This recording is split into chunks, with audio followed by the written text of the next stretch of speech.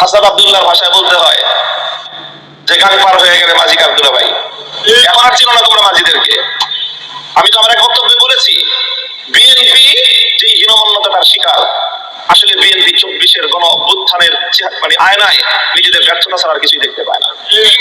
এই জনগণ, এই দেশের মানুষ ফ্যাসিবাদের জাতাকলে পিষ্ট হতে হতে তারা বিপ্লবের জন্য সম্পূর্ণ প্রস্তুত ছিল। তারা বিএনপির দিকে তাকিয়েছিল যে বিএনপি নেতৃত্ব এই জনগণকে বিপ্লবের জন্য নেতৃত্ব দিবে, কিন্তু বারবার জনগণ এই বিএনপি নেতৃত্বের কাছ থেকে তারা ভীরু কাপুরুষতা সুলভ আচরণ পেয়েছে। ঈদের পরে আন্দোলন হবে, ঈদের পরে আন্দোলন হবে, ঈদের পরে আন্দোলন হবে। বাংলাদেশে আর 15 বছরে বাংলাদেশের আকাশে ঈদের চাঁদ উঠে নাই, আর বিএনপি আন্দোলন আসে নাই। শেষ পর্যন্ত আমাদের ছাত্ররা তারা বাধ্য হয়ে রাজপথে নেমেছে, তার নেতৃত্বের দায়িত্ব নিজেদের কাঁধে তুলে নিয়েছে।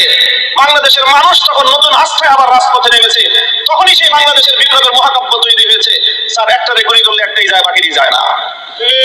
বিএনপি নেতৃত্ব কি করেছে? 28 অক্টোবর সর্বশেষ, 28 অক্টোবর না নয়াপল্টনে যে সমাবেশ হলো 2023-এর 28 অক্টোবর না, 28 অক্টোবর আমরা তখন জেলখানায় কারাগারে আমরা রোজা রেখে দোয়া করেছি। আগের দিন মনে করেছি আগামীকাল 28 অক্টোবর একটা ভালো কিছু আমরা দেখবো। এরপরে যখন আমরা মিডিয়াতে 28 অক্টোবরে বিএনপির নয়াপল্টনের সামনে ভীরু কাপুরুষতার সর্বশেষ প্রদর্শনী যখন আমরা দেখলাম, তখন আমাদের হৃদয়টা ভেঙে চূর্ণ বিচূর্ণ হয়ে গিয়েছিল। আমরা তখন মনে করেছিলাম যে আমাদের মুক্তি সর্বশেষ সূর্যটা বুঝে অস্তমিত হয়ে গেল।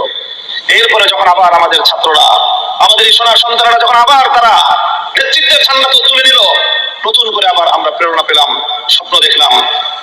বিএনপি শুধুমাত্র 5ই আগস্ট 2024 সাল একদিনের জন্য, শুধুমাত্র জাস্ট একদিনের জন্য জুলাই বিপ্লবকে অন করেছে।